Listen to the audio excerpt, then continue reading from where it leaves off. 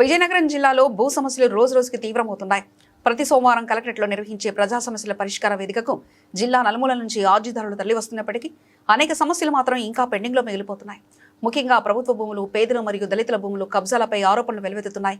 సమస్య పరిష్కారం కాకపోతే ఆత్మహత్య మార్గం అంటూ కన్నీటి పరితమయ్యారు. ఈ ఘటన స్థానికంగా తీవ్ర చర్చనీయాంశంగా మారింది.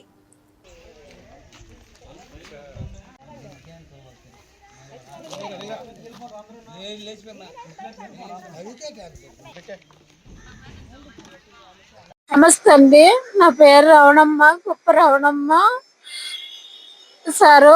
నేను ప్రకృతి వ్యవసాయం చేస్తాను సారు. 2012లో మా నాన్నగారు చనిపోయారు సారు. మా నాన్నగారికి 2 కొడుకులు కూడా చనిపోయారు. నేను ఒక్కరితో ఆడపిల్లని. మా భూమిలో నేనే సాగు చేస్తాను సారు. ఇతర జిల్లాలు, ఇతర రాష్ట్రాలు పని నిమిత్తమే వెళ్ళిపోయి వచ్చిన తర్వాత రియల్ ఎస్టేట్ అలా ఆక్రమించుకున్నట్టుగా నాకు తెలియదు సార్. నా భూమిని నేను సాగు చేస్తుండగా 2024లో వచ్చారు సార్. రియల్ ఎస్టేట్ వాళ్ళు వచ్చారని అప్పుడు అంబేద్కర్ సార్ గారికి చెప్పగానే నాకైతే 2024లో అడ్రస్మెంట్ కూడా ఇచ్చారు సార్. మళ్ళీ ఆ సాగు చేస్తుండగా నా కుటుంబీకులు వచ్చారు. వాళ్ళు వచ్చిన తర్వాత అమ్మ తాత పేరు ఉంది మీకు ఇస్తానంటే వాళ్ళు పళ్ళకున్నారు సార్. నేను వ్యవసాయం చేసుకుంటాను.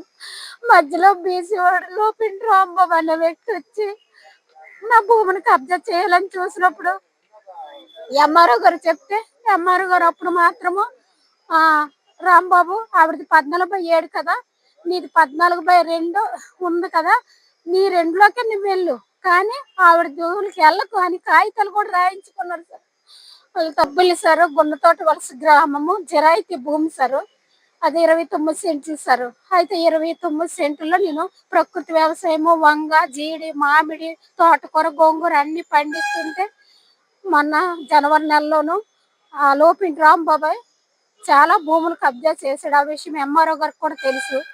అయితే తెలిసినప్పుడు చెప్పాడు ఆయన ఒకసారి ఆవిడ భూమిలోకి వెళ్ళకని ఒకసారి అయితే చెప్పారు. చెప్పిన తర్వాత నా వ్యవసాయం నేను చేసుకుంటుండగా ఇలాగ నాకు 2024 నుంచి తిరుగుతుండగా ఎంట్రస్మెంట్ ఇచ్చారు. కానీ 1B చేయడానికి ఒకడు 2 లక్షలు తీసుకోండి ఎంఆర్ఓ ఖర్చులకి నాకు కావాలి అని అంటే ఆ అప్పలరాజు అన్నట్టు తీసుకుంటే ఇక్కడ కలెక్టర్ ఆఫీస్లోనే తీసుకుంటే అప్పుడు అతని మీద అతను ప్రైవేట్ బ్రోకరే, కానీ నేను SC ST కమిషన్కి కాగితం అదే పోలీస్ కంప్లైంట్ ఇచ్చాను. ఈ భూమి మీద ఇలా తగులు పడుతుండగా ఇప్పుడు వేరే వాడు బీసీ వాడు వచ్చి 14/2 అతనిది, కానీ 14/7లోకి వచ్చి పునాది కూడా వేసాడు సార్. పునాది వేస్తాడని నేను ఎంఆర్ఓ చుట్టూ తిరుగుతాను, కలెక్టర్ చుట్టూ కూడా తిరుగుతాను. నాకు ఎవరు సపోర్ట్ లేదు సార్. పునాదులు తీసుకొని చంపేస్తాను అంటాను.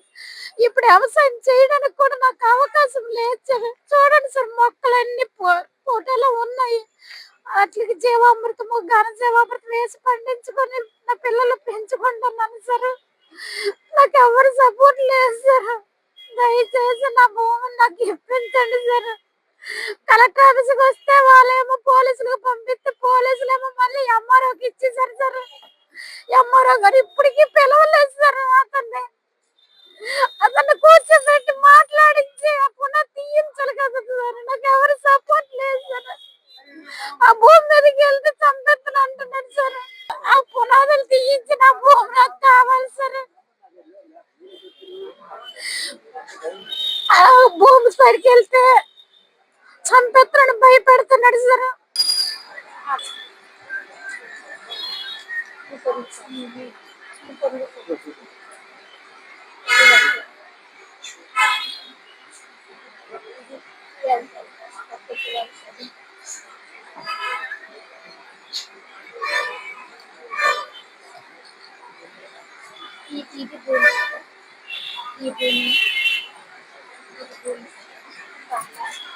కూరగాయలన్నీ వేసుకొని దాన్ని ఇప్పుడు పునాది వేసి